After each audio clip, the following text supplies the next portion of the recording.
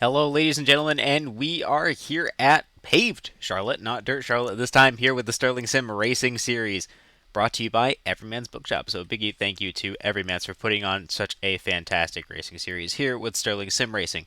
We are here tonight at Charlotte, as I said, at the High Banks, here for our longest race on the schedule. It's 40 laps here at this mile-and-a-half circuit, and we're going to see some pit strategy come into play, as it sounds like they're going to have to be pitting twice, but definitely once for sure. Also with that, because Gerald Poole has made the start here tonight, he has won the championship. That's all he had to do here tonight is make a lap, and he's just put onto the grid. So unless he has some major issue before he completes a lap, he's won the championship. So we'll be following along with that here tonight to see if he decides to destroy the field or not before they continue on. And Scott Whiteman is going to be very close behind, trying to close up the gap as much as possible. Well, with that, let's go and head into the racing session. Like I said before, we are here at Charlotte, and we just finished up qualifying, so let's go ahead and take a look and see at our grid order for tonight's race.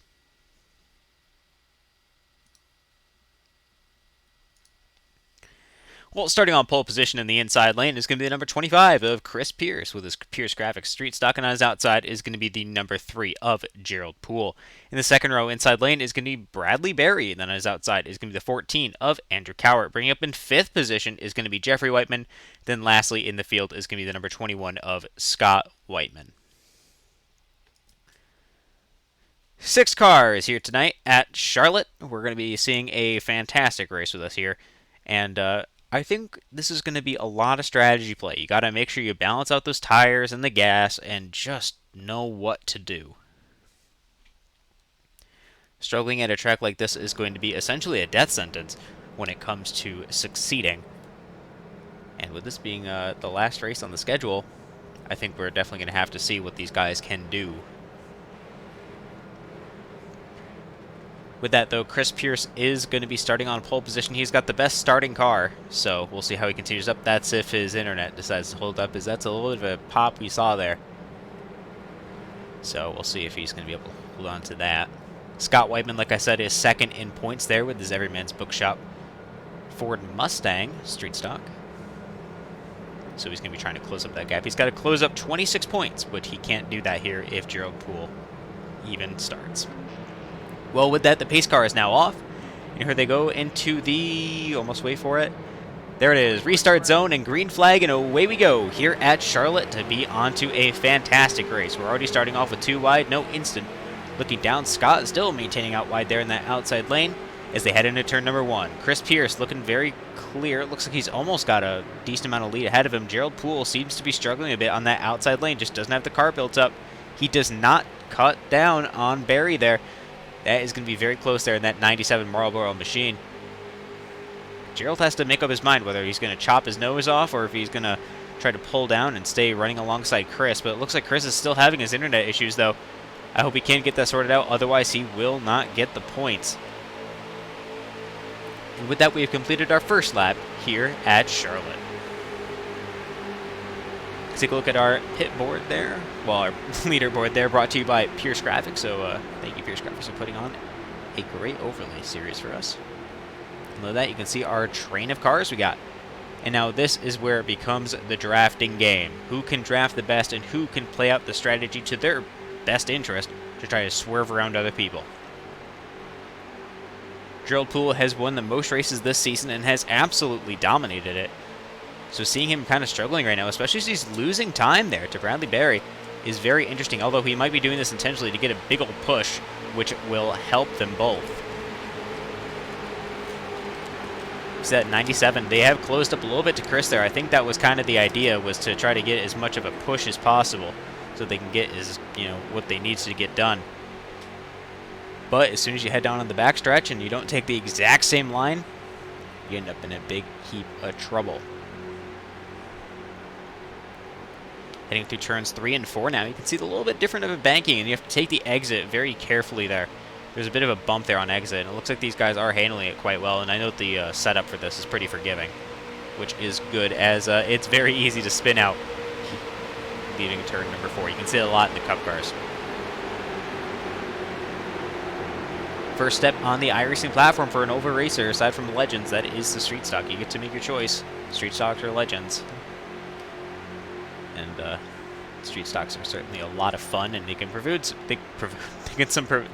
some really good racing as well. It's just on certain tracks it can be a little bit rough, especially with a bit smaller of a field. However, it looks like your second and third place have now caught up to Chris for sure now. That's only a 0.1 gap compared to the 0.3 we saw earlier. Looking to the outside, Gerald Poole looking interested. Can he complete it is the question. It's absolutely alongside. Now this is where Barry gets to choose. Is he going to go? Yep, he's pulling upside. He's trying to help him there, not helping Chris at all. They're going to be taking that outside lane, leaving Chris out to dry. Looks like they slide up just a little bit there through the transition from 3 to 4. They held on to it, though. You can see that outside lane clearly is working for them right now. Oh, they're tied there across the line. All right, that means Chris now has Cowart there right behind them there in the 14. They have to keep this train going, though. Otherwise, they're just going to get slowed down by each other. Or we're going to have a new leader there of Gerald Poole. And it looks like we can see our ticker there on the left-hand side. It is going to keep swapping, especially when you go into turns. It looks like Cowart had an issue, though, as he falls back now. Not able to hold on to it. Chris Pierce, Gerald Poole, it looks like Gerald really went wide on that one. He does get a lot of speed down the run, though, and photo finish. If this is how it's going to look there at the end, I am very excited to see how it is going to look for the final lap here.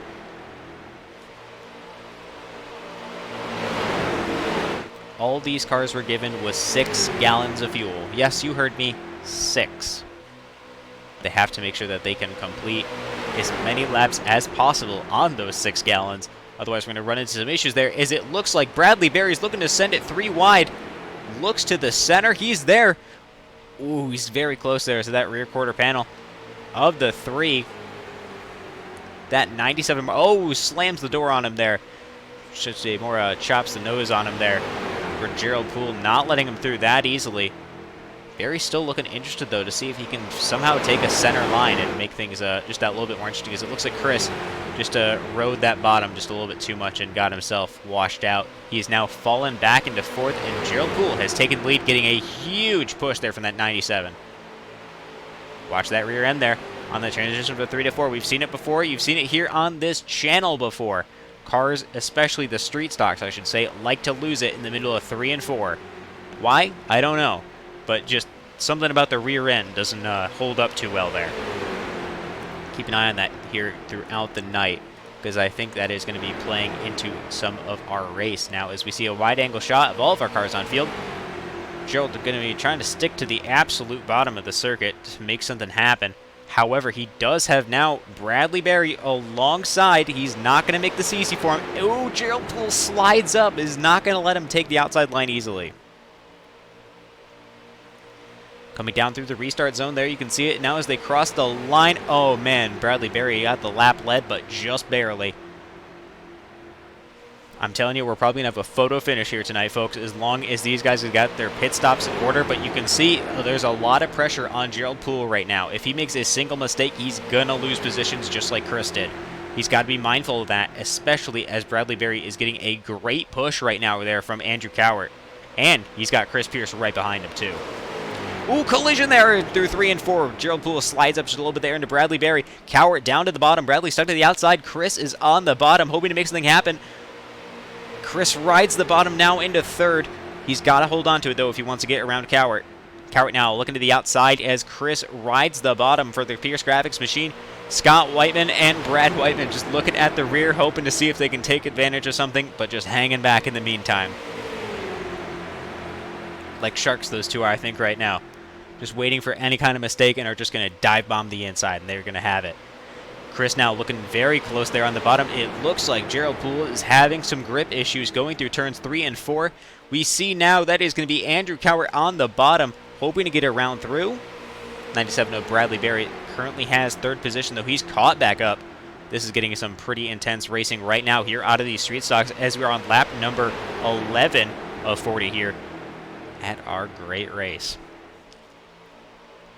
Thank you once again to Everyman's Bookshop for sponsoring this fantastic series. Cowart now on the bottom. He's trying to get around. You can see him. He has that line a lot better than Gerald does when he's on that bottom. You know, Gerald has been sliding up, and I'm not sure if it's to block or, you know, if he's just struggling for grip. But Cowart definitely has the bottom. However, that run that Bradley Berry and Gerald Poole have there on the outside is incredible. Clearly enough that he's almost clear to drop down. We're going to have to zoom out just a little bit more. Head over to our blimp cam to see how that looks. Look at that, almost 3 wide. Yep, we can see the 97 backs out of that one. Bradley Berry does not want to make that 3 wide, but he is very close to. Cowart there on the bottom. You can see that bottom lane speed taking up through the corner. However, they're not going to have the run leaving turn number 4. And across the line. Oh, he does have it. Oh, photo finish again. I'm telling you, we're going to have the world's biggest photo finish to see who can win this race. Now, as we see the 97 swerving a little bit there. Chris Pierce hoping to abuse that bottom, trying to get through still. Side drafting there out of the 97. He pulls down. Oh my goodness, he's shooting it 3 wide. They're 3 wide entering turn number 3. Gerald Poole on the outside. Bradley Berry's got the 97 in the center. And there's a tap between Cal where he pulled down. Oh, and he takes out Jeffrey Whiteman with him. There it is. Caution flies here at Charlotte. Gerald Poole is going to be leading off of this yellow. And, oh, that's a pace car. I didn't know what that sound was. Oh, my God, it scared me. Andrew Cowart is going to be in second place and Chris Pierce in third. Scott Whiteman moves up to fourth and Jeff up into fifth. Bradley Berry just absolutely destroyed off of that one, though. We're going to take a look at that and see just what happened here in just a moment.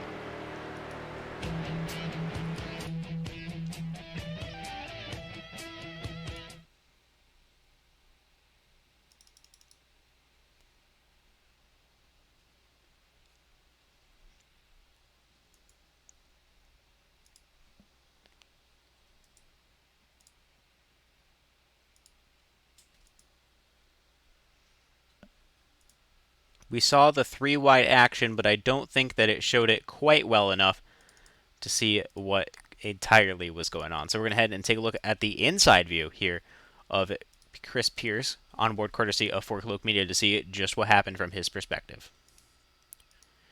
We're here now, slowing down time just a little bit. We can see that's them running 3 wide. 97 comes down, just clips there out of the 14 there of Andrew Cowart, sends him around. iRacing was not happy with that. Look at that, driving out of Chris, though, to dodge that. Very close, and you can see right in the rearview mirror, up in your top right, and into the wall right there, and just barely collects Jeffrey Whiteman there. Unfortunate. However, what a wreck.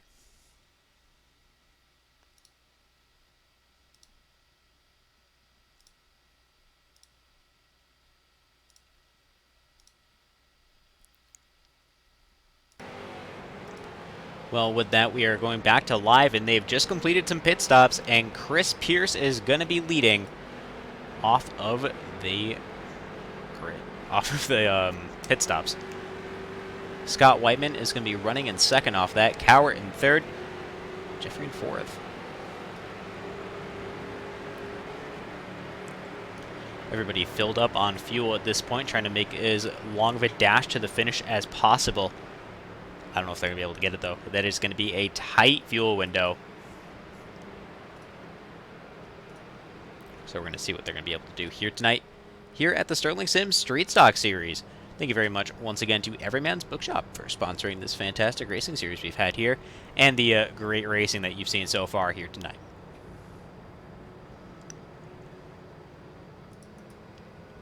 Well, with that, the lights on the pace car are off. The field is going to be coming back up. Chris Pierce starting on pole, and Scott Whiteman there on the outside. Cowart maintains his third place position. No, he was leading, so He's down just a little bit. Still in a great spot, though. Gerald Poole going to be bringing up the rear of the field.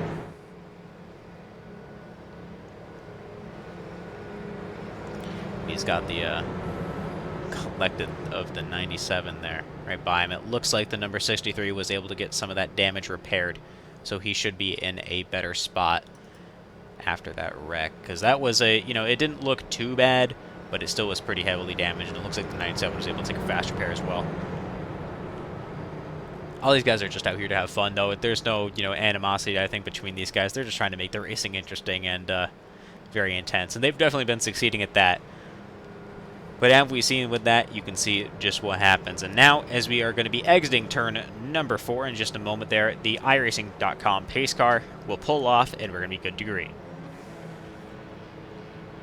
There it is, it's off. Your two are now heading up to the restart zone. They hit the line, green flag. Away we go.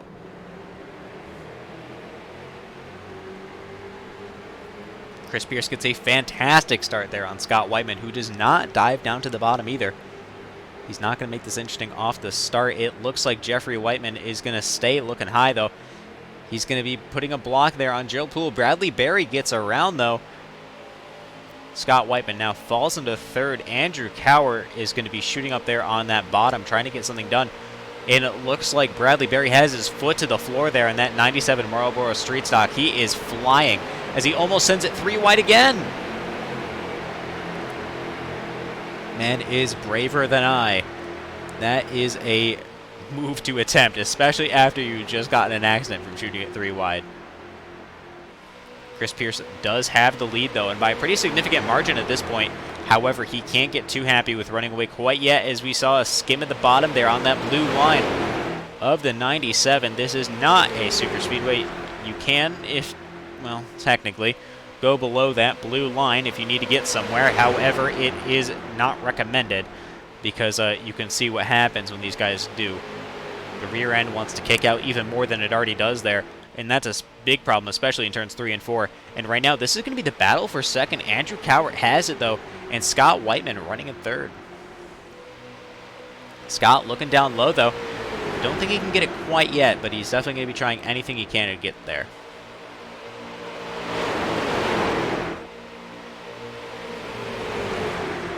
Up 2 positions already. Cowart is doing really well this race.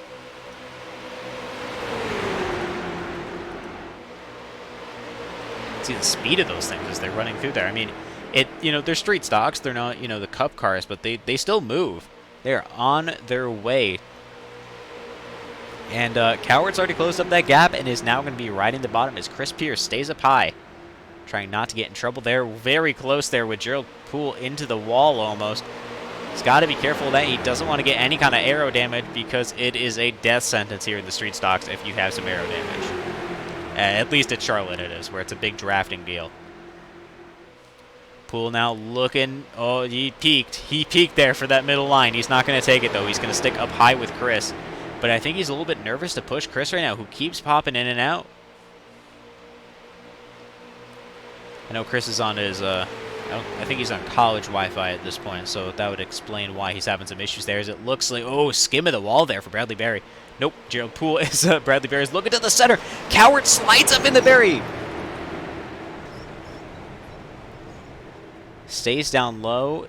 No caution is thrown. Andrew Cowart moved from 2nd down to 6th. Chris Pierce continues to lead as Bradley Berry jumps down to the bottom to take away the lead from Chris Pierce, who stays up high. Chris comes down low to block Gerald Poole, though. Is not now. Gerald does have some damage there. Is now Scott and Jeff bring up the field there for 4th and 5th, and Andrew Cowart 10 seconds behind.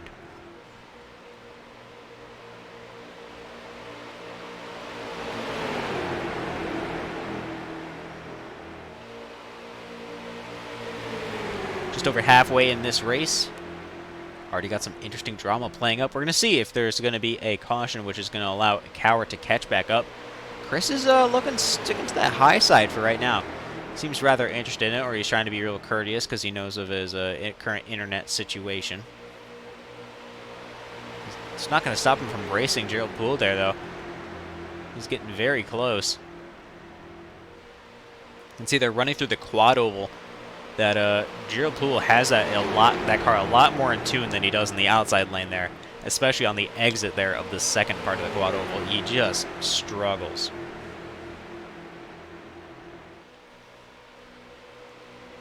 However, now that he's leading, he's in a pretty good spot. Bradley Berry, though, blocking the inside and outside lane. I think he's trying to get as wide of a car as possible. He does not want to lose this lead he has. Understandable, but it's looking close there. Gerald Poole looking to the bottom. Any attempt he can get. Oh, he's moving him out of the way, and they're almost shooting 3 wide. Gerald Poole now taking the bottom away from Bradley. He's not going to let him have it that easily as he slides up the track just a hair. Chris Pierce stays to the outside there in that 25 Pierce Graphics forklift media machine. This is the time to dive down, Chris, if you're going to take it. Scott's taking it. He's going down low. Bradley Berry very close to Gerald Poole there. Both of them sticking to the outside. You can see Bradley sticking to the outside, though. He knows not to move down quite yet. These two get very close. See the side damage there on that 3 street stock. Camaro, actually, he has for that one. Oh, contact there we just saw between them. Gerald Poole holding on to it. Very close, though. These two are getting racy already. They still have just a hair under halfway to go. They don't want to give it up just quite yet. And now it looks like Chris Pierce and Gerald Poole there are going to be racing hard. However, it looks like Gerald is going to try to take that one away a little bit more from Chris. Chris does not want to get removed from this race, I am sure.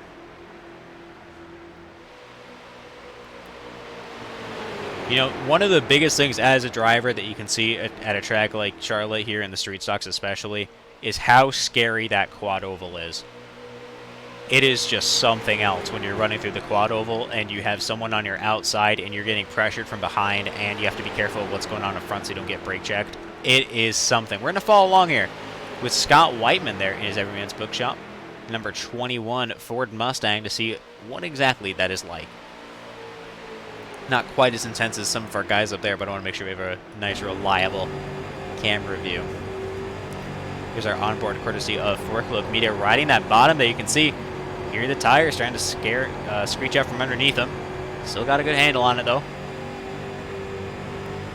New art there on the street stock. Looks a bit more worn and less brand new that we've seen beforehand. I hadn't seen it on the inside of it recently. That was the new season update, as we're now in season 4 here of 2021. Here they go. This is the scary part, riding that bottom. If you, just imagine someone on your outside there, you've got to watch for the brake check in front, trying to hold on to that. You know, that must have been scary, though, for Bradley Berry there as he's getting pressured by Gerald Poole, someone we know is lightning fast, trying to take that rear quarter away from you. It is something having to watch right behind us. They're hitting some marbles there up on the track from Andrew Cower, I believe.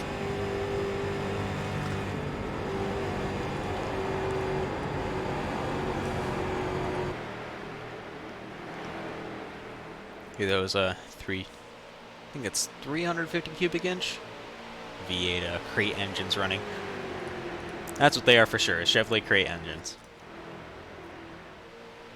Let's pop back a little bit now in the field to Andrew Cower here. Give him some more airtime there in that number 14. After his unfortunate incident many laps ago now. He's still running okay. He's got to really hope for a caution at this point. And like I said before, the fuel window is very tight. So I think if there's ever going to be a chance to get one, it's going to be when the fuel window gets very tight. Probably look for that around lap number 35.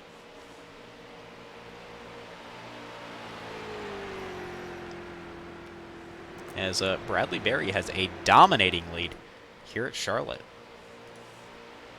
If you're watching us over on YouTube, make sure you subscribe here. Thank you very much for tuning in post-race. And if you're live here, I see you got at least 2 people. Good to see you guys.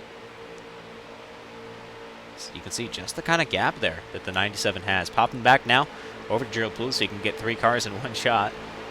He's got the 3.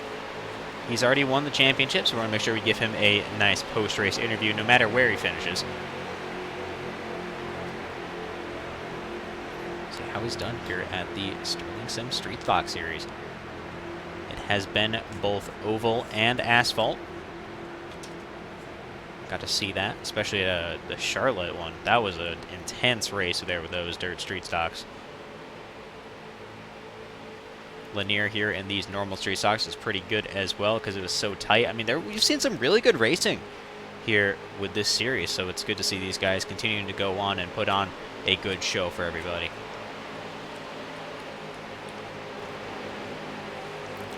Looks like your two here of Chris Pierce and Gerald Poole are pulling away from Scott Whiteman. Looks like Jeff Whiteman has had some issues now as he's pretty far back there in that number 63.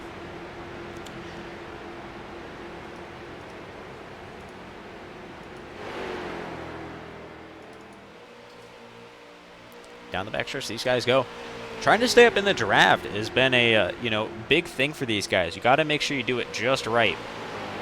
A bit too much bobbing either way, and you're gone. So they clearly got a good handle on this as of now.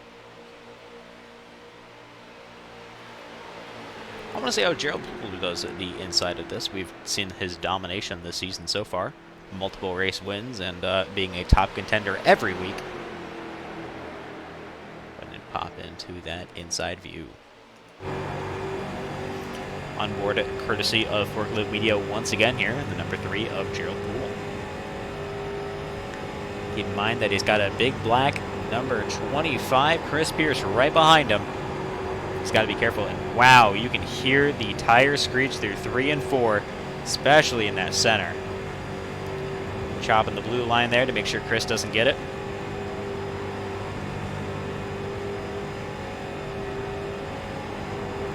Starting to look like Bradley Berry there. You can see from his perspective, he's trying to diamond the corners. That is an interesting tactic to use. However, it is clearly working out for him right now, as he's continuing to pull away. Even though Gerald Poole here has draft with Chris Pierce behind and Scott Whiteman behind him. There, I was right. There it is. Have to pull in for fuel. Very close. I think he just made pit speed. Going for an undercut here, Gerald Poole is. Bradley Berry continues to lead. Like I said, it was going to be a tight fuel window. Lap number 35. Look at that. I was like right on the money.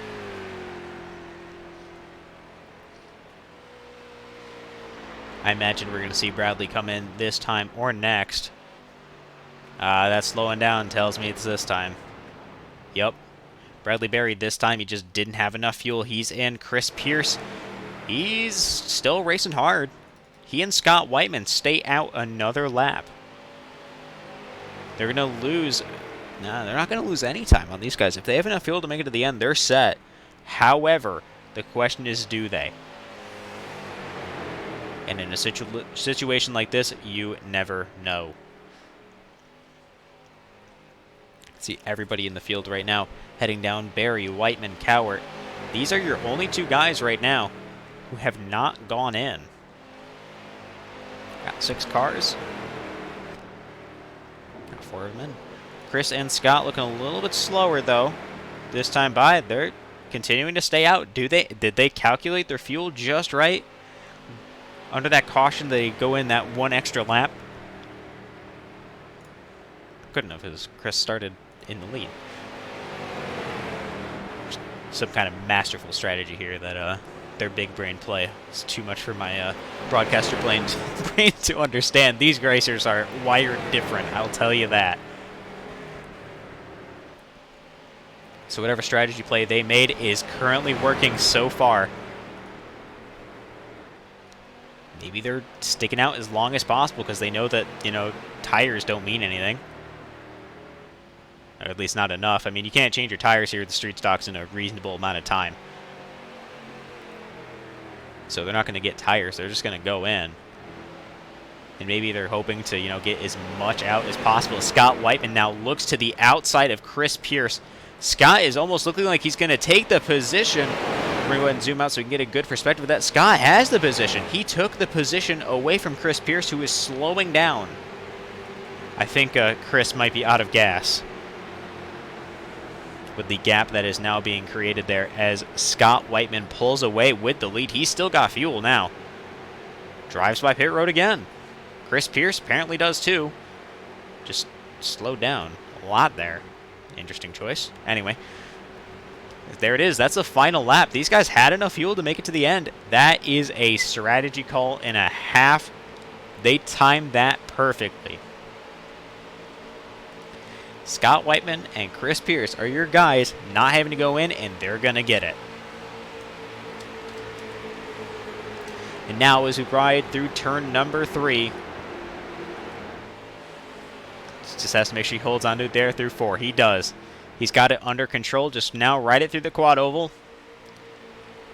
And across the line he goes. Scott Whiteman takes home on a fuel mileage. Chris Pierce, it sounds like he's definitely out of gas there for second place. And Gerald Poole entering turn number 3 now with enough gas. It's going to be finishing third. He's got definitely enough gap to finish ahead of Bradley Berry.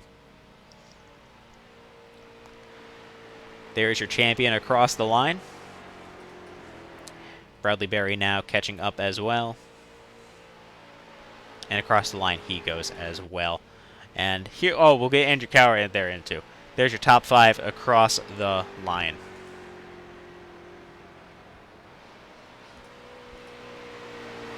What a finish. Honestly, what a finish. Good to see that these guys have been able to keep their cars together. Scott Whiteman able to definitely steal the win on fuel mileage there as he's coasting now into the quad oval. Maybe he's trying to clutch in so he can save just enough to burn up the tires just once.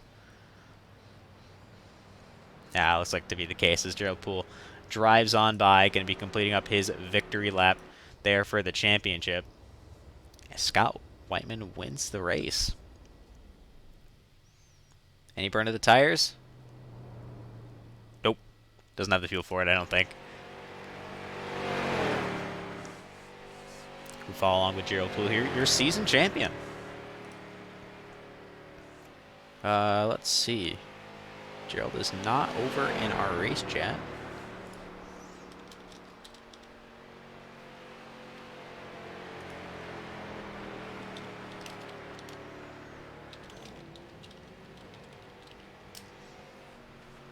Just send him a message there to see if we can get him in so we can give him an interview. He's got himself a win. He deserves it. Win of the champion, I should say.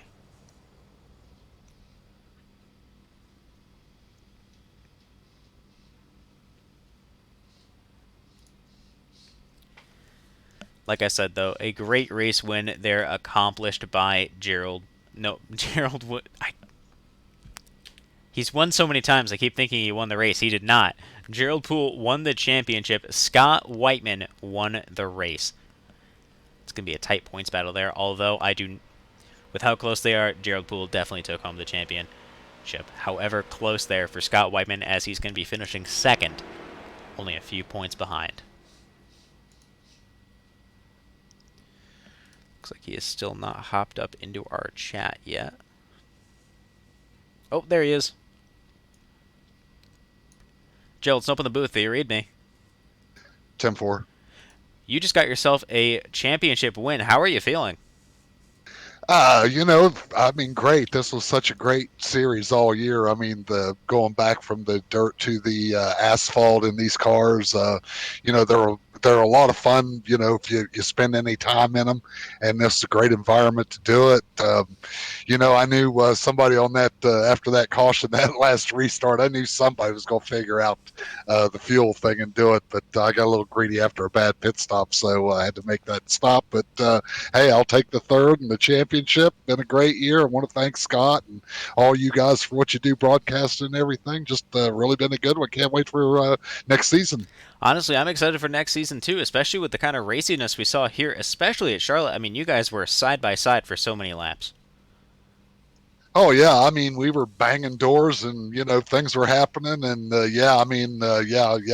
it's just it was a blast today. Absolutely. Is there anyone you have to thank in particular here for your race? I shouldn't say race. You had a good race, but your championship win. I I have to give a lot of credit to. I run in the XCal Street Stock series, asphalt street stocks, and yeah, my teammates. It hasn't been a car I really spent a lot of time in. Then I got involved with that, ended up on a team, and they've been a lot of help teaching me about the little things you can do, even with fixed setups. You got little tweaks here and there you can mess with. So, I mean, I give them a lot of credit, and everybody at everybody on the car. And man, yeah, like I said, great day. All right, well, thank you very much for your time, Gerald. I do appreciate it, and congratulations once again on taking home the great championship. Thanks, and thanks everybody out there watching. We'll see you next season. Number 3 of Gerald Poole, and now we have our race winner up here with us, Scott Whiteman. How are you doing, Scott? Hey, Noah, doing pretty good. Got yourself a race win finally. How does it feel to be here on the top step of the podium? Oh, feels good. It did come down to fuel mileage, and I got to thank Chris Pierce. I followed him around to the point where I could draft and save some fuel, and I know he was kind of breaking the front air for me, and I reaped the benefits of that. And I guess with a couple laps to go, I figured it was time to go, and I knew he'd be low on fuel. So it did come down to pit strategy and race mileage, but a lot of fun. Definitely. It seemed like these guys were really racing hard tonight. I mean, that's really good to see. Yeah, it was a good Charlotte race, and then, again, the street stocks can take a little bit of bumping and wall grinding and still come out and stay in one piece. So no, it was a good race, lots of fun. Well, with that, you finished second in the championship here. And that's been a great racing season that not only have you had, but you've put on a great show here with the Everyman's Bookshop and the Sterling Sim Racing Series here with the Street Stocks. Yeah, we had a lot of fun, and again, hats off to Gerald Poole for winning the championship. I believe he had 2 wins out of 6, and one was on a dirt track, I believe, and I think the other was on asphalt. So Gerald can really get these cars around the track. That's for sure. For sure. Is there any kind of message you want to send out there to, thank you, not only for the race win, but just for such a great series? Yeah, no, it's been a lot of fun racing with these guys.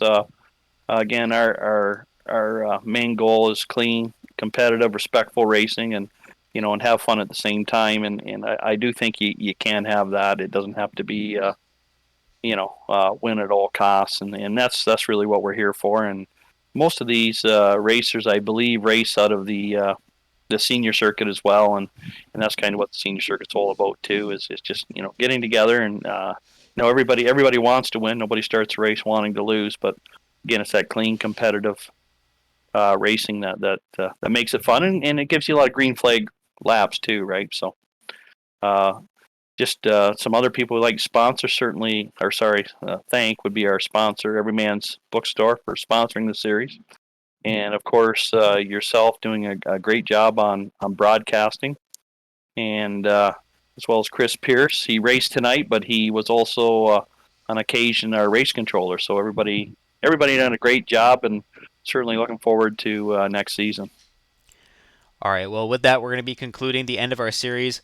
Thank you very much for your time, Scott, and thank you for such a great racing series. With that, that's going to be the conclusion. I've been Noah Walter here on twitch.tv/4o'clock, and I hope to see you guys next time here for Season 2, so make sure you stay tuned to find out when that will be.